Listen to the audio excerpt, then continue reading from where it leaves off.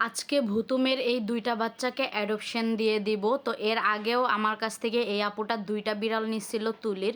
তো সেই আপুটার কাছেই আজকে আবারও ভুতুমের এই ২টা বাচ্চা অ্যাডপশন দিয়ে দিব। আপুটা আসলে বিড়ালের অনেক যত্ন করে, আর সে আমাকে বলছিল লাল বাচ্চা হইলে তাকে একটা দিতে। তো এইবারে লাল বাচ্চা হইছে, সাথে উনি ওই মিক্সটাকেও পছন্দ করছিল। আর ভুতুমের এবারে ৩টা বাচ্চা হইছে, তো এই কালো সাদাটাকে নিবে না, তো এটা আমার বাসায় থাকবে।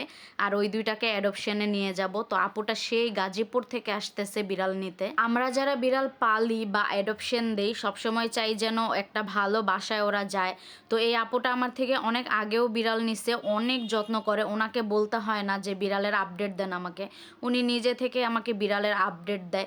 এর আগের বারে আমার তুলির ২টা বাচ্চা নিয়ে গেছে উনি আমার থেকে।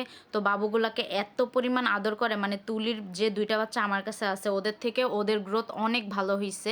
মানে আপু অনেক যত্ন করে ওদেরকে আর কি। এইরকম মানুষ পাইলে আসলে বিড়াল অ্যাডপশন দিতেও ইচ্ছা করে। তো এইবারে আপু আমাকে বলছিল ওনার সাথে এক কাপ কফি না খেলে উনি বিড়াল নিবে না, বাট আসলে আমারও কাজ ছিল, আপুরও তারা ছিল, সব মিলায় আমরা এবারে আর বসতে পারিনি। তো ইনশাল্লাহ নেক্সট টাইম বসবো। এই তো আপু নিয়ে চলে গেল বিড়ালগুলাকে।